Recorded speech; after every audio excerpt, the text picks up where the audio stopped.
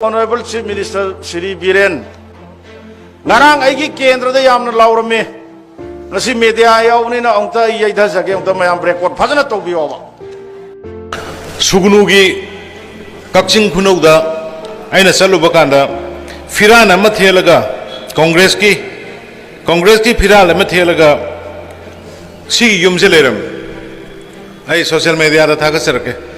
masi sahi kuntra kunmari mga congress na palaga lakpa kendra ne madai da I na kupa yumse leram aigi marup Honorable Chief Minister Shri Biren matam mamada congress na tam ahumlak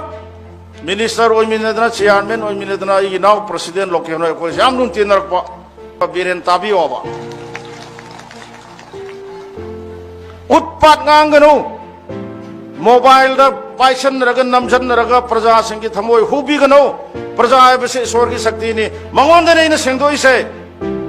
करी हाइना हाइरमे चिंदना मा हाइबा थबंग अमा तौबा तात तौरगा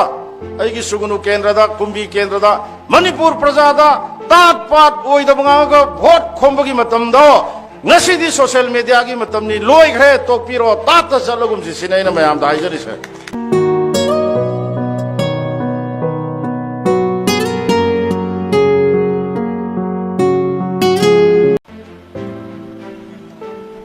ngarang si kakching khunau da moi BJP gi flag hosting ama tauba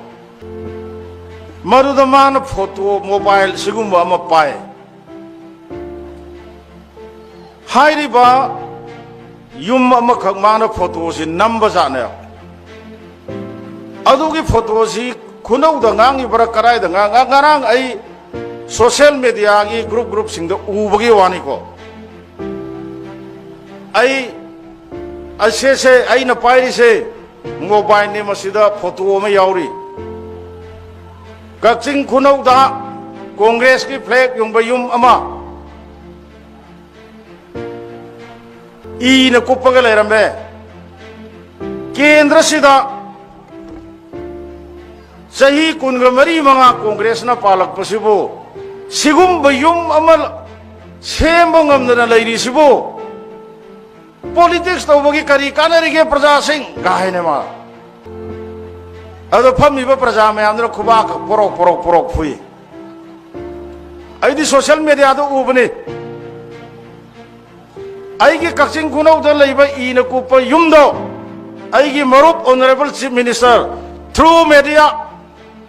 kumbi gi leimai da lepaga ya dombu gyan ungdang tan jage gyan tan tabiu horen Hairiba yumse kakching khunau 1 number 7 dagini Khumuksam Indrajit kaweba mahak se 2016 Congress na sarkar pairing aida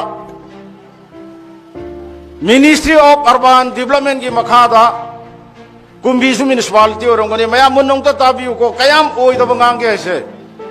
aigi kakching khunau su municipality area ne ba Ministry of Urban Development ki makhada Congress ki matamda housing Prime Minister Awas Yojana ki makhada hujiti maming on grabra khangde housing scheme se khallaga hapame mangna phangadori ba yum ma sabagi paisa se matamdu la amaga makhai ne payment system of payment pibagi system se Foundation loy bada lupa lising humpu wall khagalak bada lupa lising humpu roofing stage loy rakan da lupa lising kuntha se piga da bana Congress sarkar ki matamda Ministry of Urban Development ki makhada Manipur ki leiriba urban area ki Prime Minister Awas Yojana ki makhada yum sananabigi scheme da yauraba nupa amane ba gi kendra 1 number 7 da lariba Khumuksam Indrajit hairise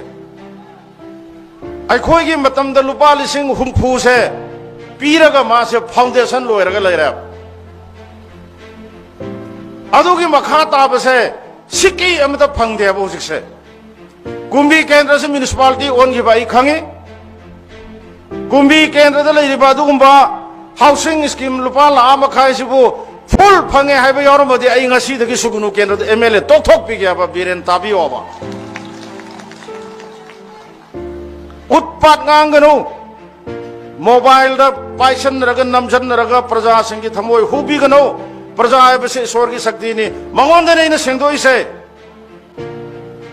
आइन हुजुग माई केंद्र की सेंदोरो दि थागल दि कमदो बा honorable chief minister कमदो गोदगे आई हुजुग ममिंग पाथोक चरके युम अनि खक्ता फोटो याउरी एंगोंदा हाइंगांग केंद्र दा ताम अहुमलक cabinet minister chairman ruling MLA ओरमबा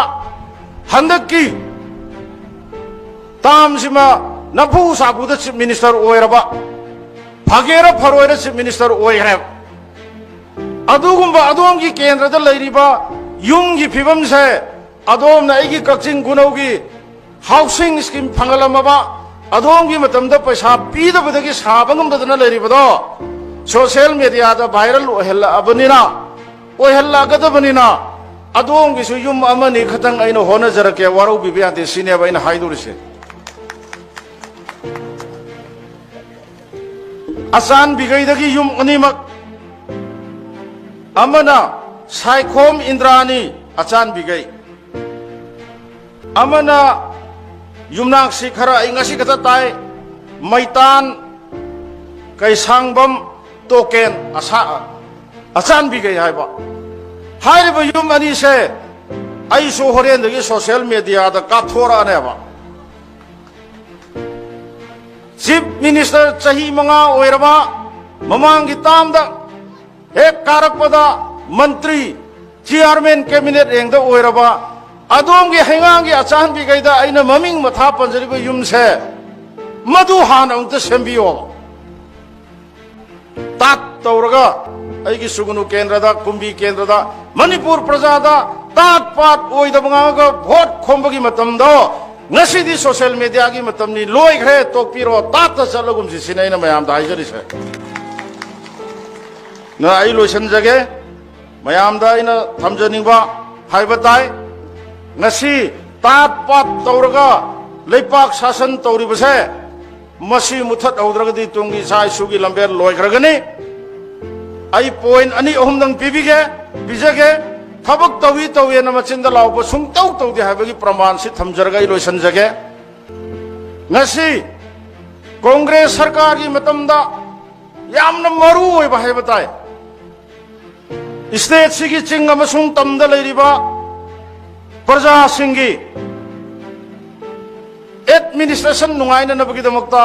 मतम गचुनबा मवंगदा कांग्रेस की मतमदा साबा होदना लोइनिंग सिट तौरगा थनमबा मणिपुर की सेक्रेटरिएट IAS ऑफिसर कयाना तोंगान तोंगान बा डिपार्टमेंट के ऑफिसर कयाना फम्मगा शासन तौगदोरिबा दुगुंबा सेक्रेटरिएट बिल्डिंग दो कांग्रेस की मतमदा फर्निचर भाव लैदना थनमबदो चीफ मिनिस्टर श्री बीरेन की चाही मंगा की सरकार सेना मची अमा भाव लेंदे सिरो थबक तवे हाइना हाइगदोरिबसे प्रजा सिंह